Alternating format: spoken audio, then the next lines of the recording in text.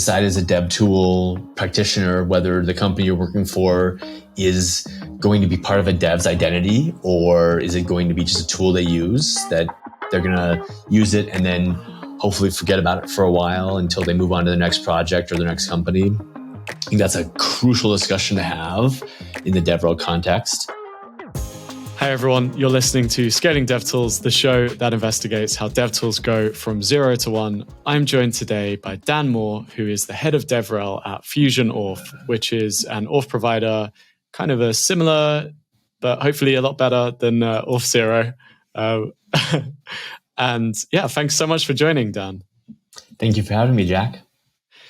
Dan, I was kind of shocked that you are bootstrapped. I was dumbfounded when I realized as we spoke. Could you tell us a bit about Fusion Orphan and about the journey? Yeah, so FusionAuth started, the company started years and years ago. I want to say in about 2006, 2007, when the founder built actually a different tool called CleanSpeak, which is a content moderation and profanity filtering tool. And they were really focused on a couple of sectors. Gaming was one of them. And they realized that everybody they talked to also needed a user management system. And so they extracted it out of CleanSpeak essentially and built a dev tool that is authentication and authorization that is focused on a much bigger market than content moderation. And we're able to use some of the profits and some of the revenue from the previous tool to bootstrap. So it is a private company and wholly owned by the founder. That is amazing. And I wouldn't have put those kind of like to go from moderation to auth. Yeah. Well, to be fair, they actually tried to do a forum software too, like in between. So they went content moderation, then forum, and then they were like, no one's using our forum, but people seem to need this like user management piece. So, oh, that's so cool. I love those stories. And kind of how has Fusion Auth kind of evolved into what it is today? Yeah, so they actually picked a horrible first name. They actually picked Passport. And I want to say that was in 2016 is when they started to kind of really extract it out and didn't get a lot of traction. And then they went with a model that was, I think they were just doing normal commercial sales, kind of based on where they'd come from, right? With the content moderation software, there was no freemium offering. But then they decided to make it free. And it's not open source. It's actually a different license, but it is free to use for as many users as you want if you run it yourself. And again, because of their history, it's a downloadable piece of software, but there's also a cloud offering. So they have, some people and many of our clients actually run it on-prem or in their private cloud and need that and want that control while still offloading some of the worries about authentication and such functionality. Other people use our cloud offering. And actually, I've had more than one customer say to me, like, we chose you because we could move between those two, right? So if you're starting out as a small company, you may not have a DevOps team. You may say, oh, we want to do it in the cloud, but we want in the future the ability to bring it in-house so that we can control costs and also have more assurances about compliance and security and things like that. Yeah, that's really cool. And I guess like the whole like starting story probably informs everything today. And one of the things that you mentioned before is that you don't have a Slack channel for your community. So we do have a Slack channel. Sorry. We talked. No, we just don't emphasize it. So here's the thing. Like this was 2 years ago-ish when I was on board and we were starting to actually see some real uptake with our community. And we were faced with the decision of, do we support Slack? Do we support something that is an online solution, such as a forum, or both? And as a smaller bootstrap company, we're about 25, 30 people now, so we're not that small, but we really had a choice to make. And I pushed hard and because I was essentially owning it, I won of going with a forum. And we still have a Slack, and it is community members helping community members, which is awesome. I will say it's not super active. The forum is where the staff checks in, and we made this kind of calculated choice of Slacks are really Slacks and Discords, they're all kind of bunched together, right? Synchronous communication versus asynchronous communication. Synchronous communication is really awesome for people getting an answer right away, for people like starting to feel like allegiances, and for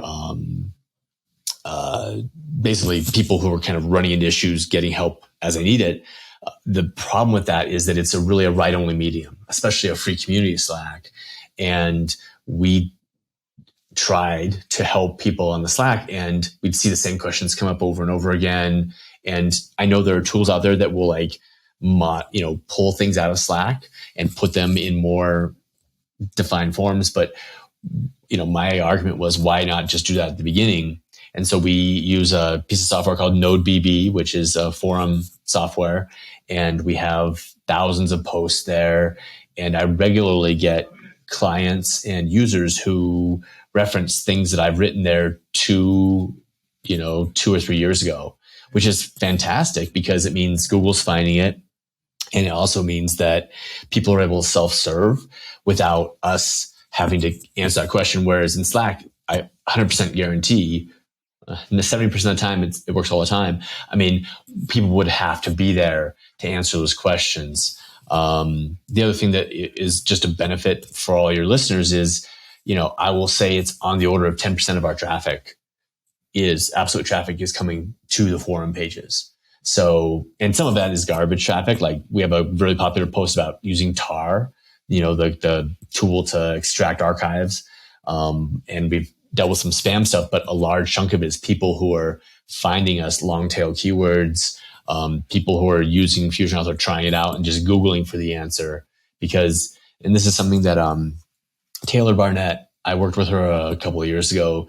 She said that, I'm maybe paraphrasing her, but she said that Google is essentially the UX for developers for documentation. Like you can build all the nice browsing and all the nice search engines and stuff inside your documentation, but most people are going to just use Google.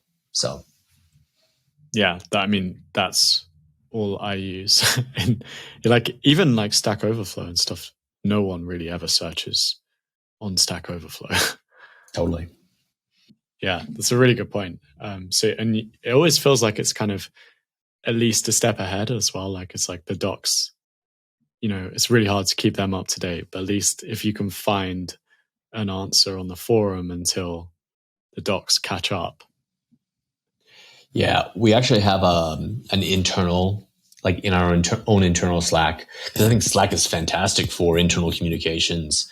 We actually have a channel called Post a Forum Later, where I try to capture support tickets, things that we've interacted with customers, because we have separate support channels for people that are paying us money, and move them to the forum. And the thing I love about a forum post is it doesn't have that same heavy weight of being 1,000% true for all time that documentation does, right? Like if I post a forum and it's like, I post it now, today, when someone finds that 2 years from now, they don't have the same expectation of being correct, and it doesn't enrage them the same way that it would if they found documentation that was out of date, which I think all users should be enraged when documentation is out of date. I am, when I'm like, I just spent time, I wasted my precious time, like following this documentation that's out of date. But a forum post, I think there's a little more relaxed nature of it, an expectation that it may or may not be applicable to the current day.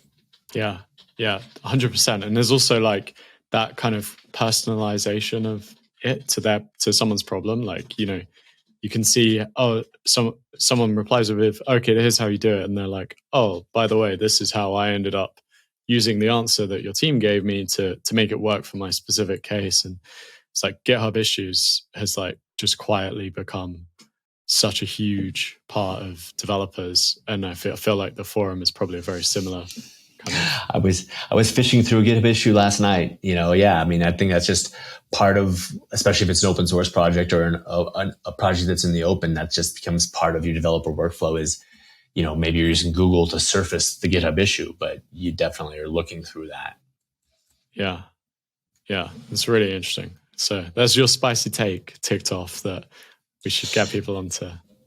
Don't use Slack, use a forum. Yep. Amazing. And could you tell us a bit about like your experimentation? I know it's something that you're quite passionate about. Sure. So, I mean, obviously the Stack versus Forum thing was an experiment which I feel like has been successful. We've had some failed experiments too. We have a global user base, and we had the idea of trying to get them together because I think one of the issues with DevRel, actually, let me take a step back. I think that when you're a dev tool practitioner, you can think about community in one of two ways. Either you're a Google type of community where people come to find an answer and then just want to get the heck out of there, or you're a Facebook type of community where people want to hang out and get to know each other. And I feel like everybody seems to want to be that second kind, right? They want people to hang out and like love their product. We talked about this previous to the call. Like auth is to some extent a boring solved problem, or and we can discuss about like what parts of it are broken, but like there's a big chunk of it that is a standard that a lot of people implement, that, you know, people know about. And there's a ton of open source, closed source, commercial free offerings that can help people with auth.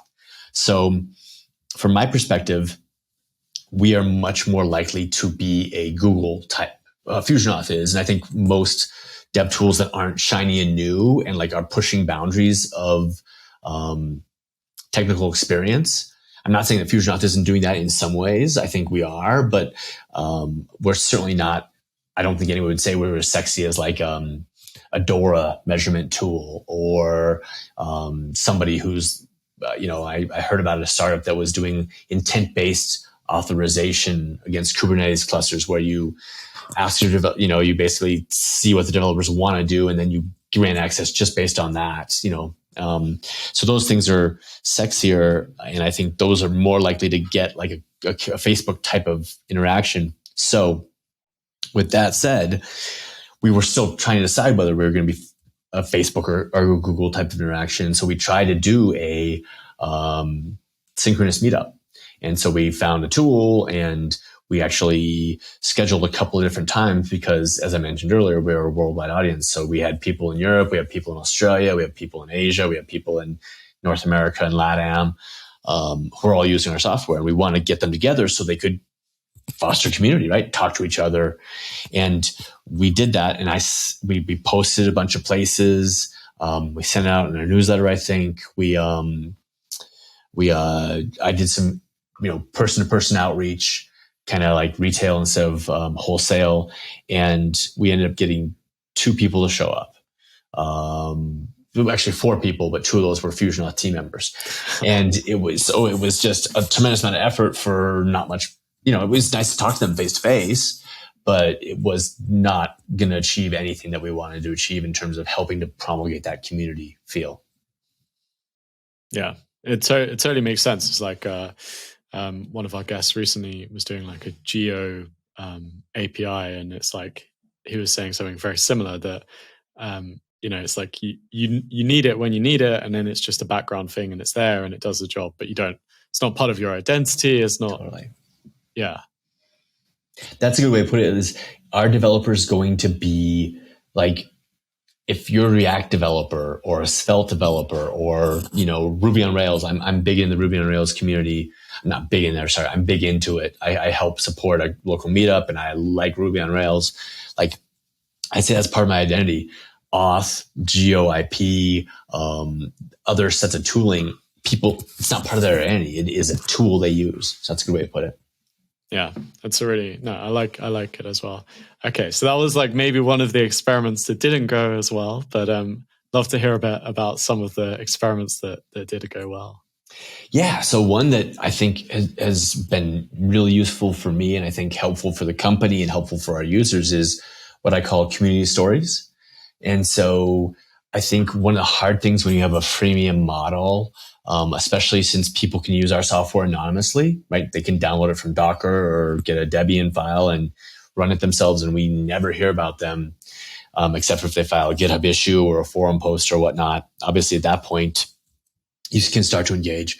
But is finding out how people are using the software, and like what are their pain points, and what are the wins the software provides. And pain points you obviously can sometimes get from those other areas, right? People will complain to you, but like hearing how the software went awesome or solved these great problems is a harder thing. And so what I started to do is anytime I saw someone post on GitHub, Twitter, in the forum, I would reach out to them and say, maybe not anytime, that's too strong, but like at regular intervals, especially if someone seemed engaged, like they didn't just post once on the forum, they posted multiple times or they posted multiple issues.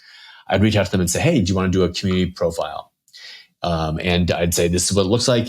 It's 8 to 10 emailed questions with one round of follow-up. And I turn it into a blog post. We give you a link back to your app or site or whatever you're building. And we've gotten about 20 or 30 of those on our blog now. And it's just been super helpful for me to get to know the community better and get to know the kind of problems they're solving. I think it's actually helpful for SEO because it's long tail keywords. And then finally, I think it's really actually been helpful for our sales organization because, proof of something that that a customer said a year ago, oh, they do this really well, is way better than something that a salesperson might say to a prospect right now. Yeah, so such a good point. I used to work in sales a long time ago, and it was like if it's not like there's so much pushback about like, oh, this is interesting, but it's not relevant because they're big and I'm small, or they're not in retail. They all want to know, like, everyone wants to know, like, is there an example that's like same industry, same size as me? Totally. And community stories can be part of that. Like, they're not going to be that whole solution, but like, I think as far as like helping the community to know each other, it's a step forward, and it definitely help me and my team understand our community better. Yeah, that's really, really awesome. So great idea. Yeah, and one of the other, I guess, experiments I saw that you had been on Screaming into the Cloud, which is a massive podcast. And it was really helpful for me to listen to before speaking with you. So I wondered if you could tell us about how your experience was. Yeah, it was super fun. And I will say, I'm always kind of upfront about this. Like, Corey has two kinds of guests. And everyone's interesting, and Corey's a great guy. He's very kind. But he has people that pay to be on his podcast and people that he selects. And I was definitely in that first category. So the company paid for us to talk about authentication. I had a great time. I think Corey's a great interviewer. One thing that I thought was really helpful from just kind of a generic dev tools perspective is I actually ended up saying some complimentary stuff about Cognito on the podcast. And at the end, he was like, do you want to cut anything? And I said, what about that Cognito stuff? Should I be seen saying that? And he said, 100% we want to keep that in because it helps your credibility and it helps you. And it's true, right? Don't say if it's not true, but like, it's helpful to be, maybe a good way to put it is, if all you are is rah for your company and you say we're the right fit for every problem and there's no product as good as us for every single dev in the entire world, people are going to like roll their eyes and move on, right? So actually complimenting someone, a competitor who does something well, is a good thing to do as a DevRel in my mind, because it shows that you're aware of the market. It shows that you're not an a-hole. It shows that you're not, that you don't believe that the right product is good for everything. And I'll be the first person to say, like, there are people for whom FusionAuth is not the right product. And I think there's a wide swath of people that it is good for, but there are definitely people that it is not. And so I think keeping that honest truth and the integrity of, this competitor is AWS Cognito, for example, is way better if you're totally in the AWS ecosystem and you need to like manage IAM roles and have them coordinate with users, right? Or access to S3 buckets. Cognito's native. It's going to be better at that than FusionAuth or Auth0 or Clerk or any of the other solutions. Saying that is not an admission of weakness. I'm going on and on about that. It was a great experience. Corey is a great interviewer, and if you ever get the chance, highly recommend. Yeah, that's really cool. One of the things that Corey mentioned was that you were always like replying to his emails, and that like you send him loads of links and stuff. And it sounded like, it's like a kind of seems like a good idea for many reasons, but to like kind of have relationships with these kind of big platforms before you go and say like, hey, let's sponsor as well. So I would actually take a step back, and I would challenge any one of your listeners to actually go to an email list that you subscribe to, because I know you all do. And when you find something that resonates with you, right? There was a great link in there, or someone wrote a great article, reply and say thank you. And all you have to do is say, thanks, that article was great. And I guarantee you'll be in the 1% of people who actually do that, because I actually have a small email list I run for a different project, and it sends out emails every couple of weeks. And I guarantee you that I can think of probably there have been 10 people of thousands of emails I've sent who've actually replied. And so if you reply, you are, and that's true whether it's Corey or it's me, right? Like, and Corey has thousands of people on his list, or tens of thousands, and I have hundreds. But either one, we're going to appreciate that, because when you're writing a newsletter, similar, probably this is true with podcasts too, Jack. I mean, I'm into your perspective, 100%. but like, you're screaming in the void, right? Like, you don't know what resonates with people, and just hearing, oh man, that article was great. It puts fire in your belly. It gets you excited. And the separate thing about like the links and stuff, I think it's always good to like share stuff around. And by the way, the links I'm pitching to Corey, or I'm sending to Corey, I think probably very few of them are things that I benefit from. They're just stuff that I run across. And as DevRels, we have this extremely awesome opportunity. Like, our job is to be out in the community, finding interesting things, looking at stuff like Reddit or Slacks or Hacker News or what have you. When you run across something that you think would be interesting to someone like Corey or someone like Chris Short, who runs a DevOps-ish, or interesting to you, send it to them. And it's not hard. You don't have to expect any kind of response, but like, I guarantee you that that's kind of low effort relationship building that one feels good, because you're helping the person that wrote the link, the article at the other end of the link too. And it costs you almost nothing. And I'm just a huge fan of doing that. Yeah, it's such a really, really good point. I love the way that you put it. I kind of framed it as very like kind of transactional thing, but actually it's much more about like being in the communities that you like. Obviously I hope that whatever we're working on DevTools wise, we like that community, we like that technology, and kind of engaging with the big people, and then also learning like the ones that you care about probably other people care about. And yeah, it's like, it's really cool. And I know we're coming up on time, but I mean, it's the same reason that I post stuff on Hacker News, right? Like I post some of my stuff, my own personal stuff and my company stuff on Hacker News, because I want the traffic and whatnot. But like I can count like at least 3 or 4 times when I have posted someone else's stuff, link on Hacker News, and it goes to the front page, and they're like astonished and super thankful. And it was, how much effort was it for me? It was very low effort for me. And if Hacker News doesn't float your boat, which I understand it doesn't float everybody's boat, there's other communities out there where you can share knowledge about interesting things and help both sides, right? The people who read it and the people who wrote it, at low cost to you. So. Yeah, really, really good point. Yeah, really good point, Dan. Yeah, Dan, I wondered if there's any key takeaways that you have from this discussion. Yeah, I mean, I guess I think that the two I would say is decide as a dev tool practitioner whether the company you're working for is going to be part of a dev's identity, or is it going to be just a tool they use that they come by and they want, all the things that they want, right? Excellent documentation, easy to use, etc. But they're going to use it and then hopefully forget about it for a while until they move on to the next project or the next company. I think that's a crucial discussion to have in the DevRel context. And then the other thing is,